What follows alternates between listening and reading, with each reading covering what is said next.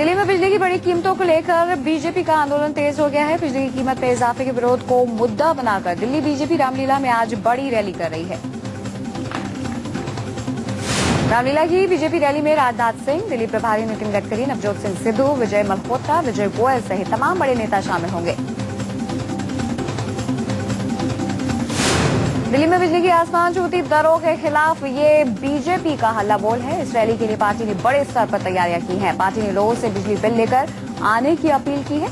Delhi BJP ने कहा है कि वो अपनी बीजेपी रैली में बिजली की दरें कम करने का 10 सूत्री फॉर्मूला बताएगी।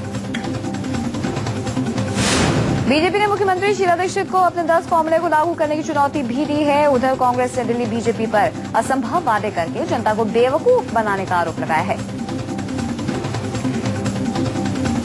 इंडियन नेशनल लोकदल के नेता अभय चौटाला का बयान, गठबंधन बीजेपी से हो न हो, मोदी की पीएम उम्मीदवारी पर बिना शर्त देंगे समर्थन।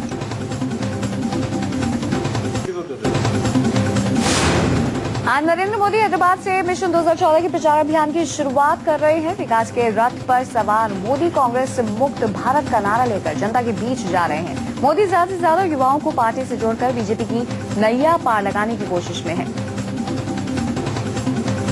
हैदराबाद में मोदी ने अपनी रैली का नाम दिया है नव भारत युवा रैली। बीजेपी का दावा है कि इस रैली में 1.5 लाख तक भीड़ जुटने की उम्मीद है। इस रैली में शामिल होने के लिए 5 रुपए का टिकट लिया गया है।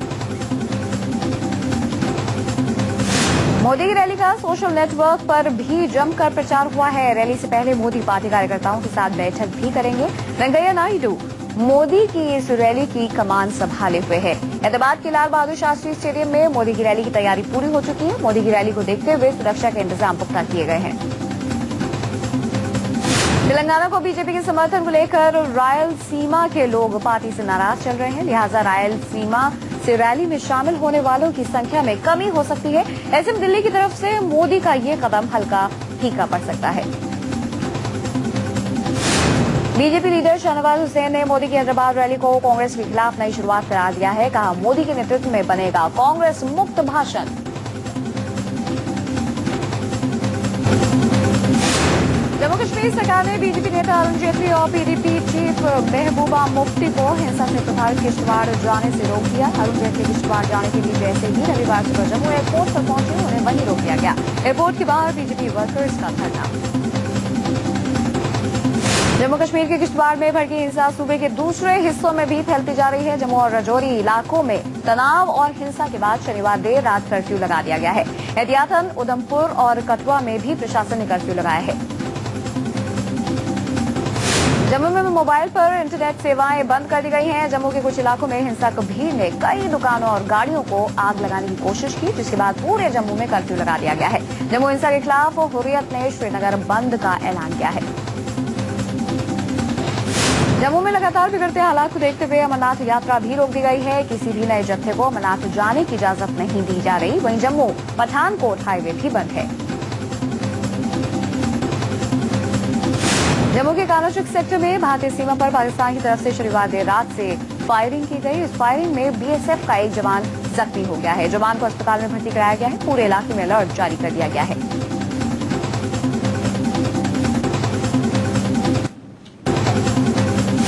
मणिपुर के मुख्यमंत्री ओकराम इबोबी सिंह के सरकारी आवास के बाहर संदिग्ध उग्रवादियों ने शनिवार शाम एक ग्रेनेड फेंका। हालांकि इस धमाके में किसी के घायल होने की खबर नहीं है।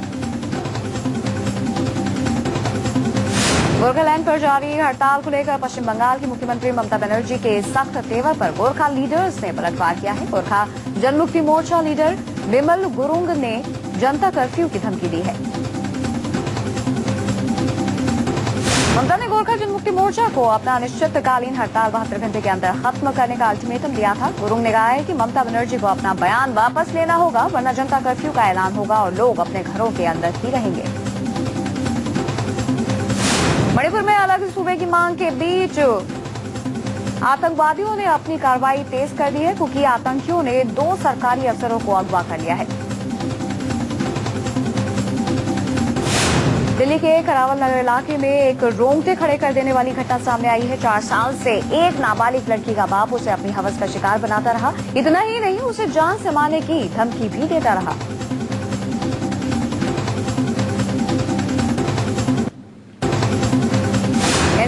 बदमाशों के हौसले बुलंद, लोनी के जवली में एक युवक की गोली मारकर हत्या कर दी गई। बदमाशों ने युवक की लाश को पेट्रोल छींट कर जला दिया। पुलिस शव की शिनाख्त में जुटी है। सप्लाई कम होने की वजह से प्याज के दाम में उछाल जारी है। एनसीआर में खुदरा कारोबार में इसका भाव बढ़कर 60 रुपए किलो तक पहुंच गया है। दिल्ली में खुदरा व्यापारी इसे 55 से 60 रुपए किलो पर बेच रहे हैं। प्याज कारोबारियों के मुताबिक प्याज की कमी पूरे महीने रहने की संभावना है। राजधानी में हर रोज लगभग 30% प्याज कम आ रहा है। दिल्ली में प्याज की सप्लाई घटकर 6000 क्विंटल रह गई है, जो कि 10 दिन पहले 11480 क्विंटल थी। प्याज की बढ़ती कीमतों को लेकर शीला सरकार के छूटे पसीने। इस साल होने वाले विधानसभा चुनाव में प्याज एक बार फिर बड़ा मुद्दा बन सकता है। यही वजह है कि शीला सरकार पहले ही सस्ती दरों पर प्याज, दिल्ली सरकार ने 350 केंद्रों पर उचित दामों पर प्याज की बिक्री शुरू की है। बीजेपी ने प्याज को लेकर सरकार पर निशाना साधना शुरू कर दिया है। शाहनवाज हुसैन बोले, प्याज की कीमत आसमान पर है, लेकिन कांग्रेस की आंखों से आंसू गायब है। इस बार जनता को क्या जवाब देंगी कांग्रेस?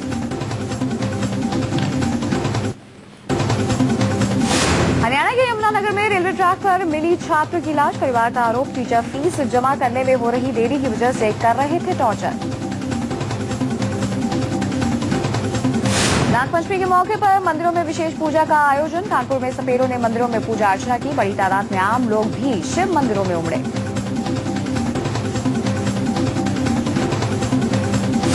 केरल के एलेप्पी में सालाना स्नेक बोट रेस का आयोजन किया गया। इस मौके पर बड़ी तादाद में लोगों ने बढ़ चढ़कर हिस्सा लिया। स्नेक बोट रेस के मौके पर बोट को काफी खूबसूरती से सजाया गया था।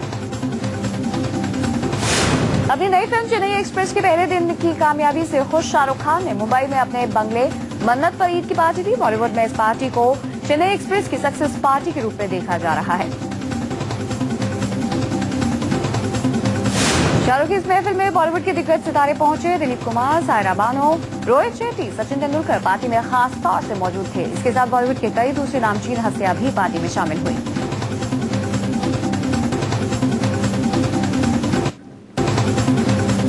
किंग खान, शाहरुख खान और दीपिका पादुकोण की फिल्म चेन्नई एक्सप्रेस की रिकॉर्ड तोड़ कमाई जारी है। फिल्म ने पहले ही दिन 33 करोड़ कमाई कर नया रिकॉर्ड बनाया है। कमजोर रुपए, एयरपोर्ट चार्जेस में भारी बढ़ोतरी और फ्यूल की महंगाई से जेट एयरवेज जून क्वार्टर में नुकसान में आ गई है। जेट को जून क्वार्टर में 355 करोड़ रुपए का नुकसान हुआ है। अबू धाबी के एतिहाद एयरवेज को बड़े माइनॉरिटी इन्वेस्टर के तौर पर मंजूरी दिलाने में जुटी। पिछले साल जून क्वार्टर में कंपनी को 24.7 करोड़ का प्रॉफिट हुआ था। दुनिया की सबसे बड़ी two wheeler company hero MotoCorp leadership position बनाए रखने के लिए कई प्रोडक्ट लॉन्च करने की तैयारी कर रही है। हीरो भारतीय बाइक और स्कूटर मार्केट में अपनी 50% हिस्सेदारी को दोबारा हासिल करना चाहती है। मुंबई में चल रहे इंडिया इंटरनेशनल ज्वेलरी वीक में सितारों का शामिल होना जारी है। ज्वेलरी वीक में खूबसूरत गहनों के शानदार डिजाइनर्स ने दर्शकों का दिल जीता।